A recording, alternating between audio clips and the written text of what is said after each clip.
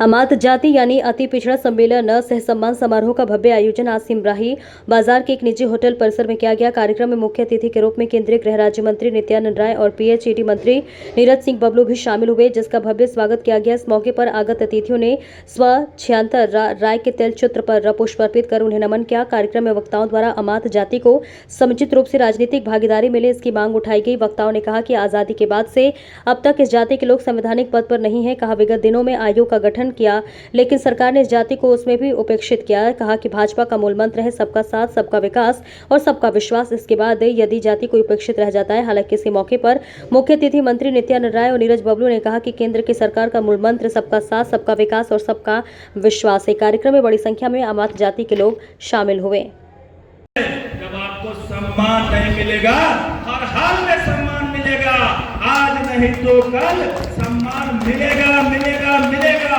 मैं आपको कहना चाहता हूँ, जहाँ भी मिले जो आपकी आबादी है, और उससे भी महत्वपूर्ण चीज है, आबादी छोड़ दीजिए, छोटी आबादी हो या बड़ी आबादी हो, आपका समर्पण क्या है, आपका भाव क्या है, वो जानते हैं हम। भारतीय जनता पार्टी ये जानती है कि आपका पूरा समर्थन भारतीय जनता पार्टी को मिलता है, इसलिए सम्मान तय है। निश्चिंत रहिए। जातीय जनगणना की बात हो रही थी, आप कटिहार पूर्णिया सभी जगह के यहाँ मुख्य गणमान्य लोग आए हैं। सभी लोग अपने मांगों को रखे हैं। आज़ादी के बाद से इस जाति के लोग अभी तक संवैधानिक पद पर नहीं हैं। यह मांग अपने भारत सरकार के केंद्रीय मंत्री आदरणीय श्री नित्यानंद राय जी के पास रखे हैं। आज इस जात को जो स्थिति है, अनुसूचित जात में सभी जात का मंत्री भारत में, जैसे पासवान का मंत्री भारत में केंद्र सरकार में भी है और बिहार में भी है, चमार का मंत्री भारत सरकार में भी है और बिहार में भी है, मुसहर का मंत्री भारत सरकार में भी है और बिहार में भी है, लेकिन अमात जात का एक भी आज पूरे बिहार में संवैधानिक पद पर नहीं है। विगत दिनों में आयोग का गठन हुआ है, इसमें भी इस जात को उपेक्षित किया गया है। आज यह जात बिहार के हर विधानसभा में बहुलतम स्थिति में है और निर्णायक स्थिति में है।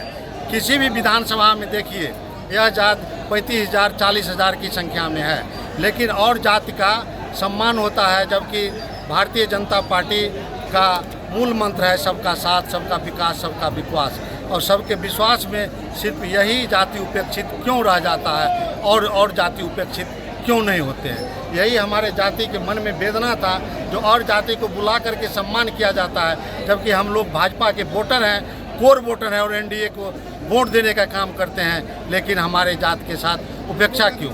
हमको भारतीय जनता पार्टी 2 बार अध्यक्ष बनाया, हम अति पिछड़ा मोर्चा के भी अध्यक्ष थे, चुनाव भी लड़ाया। इसके लिए मैं आदरणीय पार्टी को और पार्टी के शीर्ष नेतृत्व को सम्मान करता हूं, जो आपके द्वारा इस जात को स्थान मिला। लेकिन गठबंधन, मैं मानता हूं जो गठबंधन है, लेकिन गठबंधन में आप ही तो श्रीमान अपने पार्टी के कार्यकर्ता को उस पार्टी से भी टिकट दिलाने का काम किए हैं, तो फिर अमात के साथ ऐसा व्यवहार क्यों नहीं आप सोचते हैं जो अमात को भी कहीं से लड़ा दें। आज क्यों हर जगह उपेक्षित है।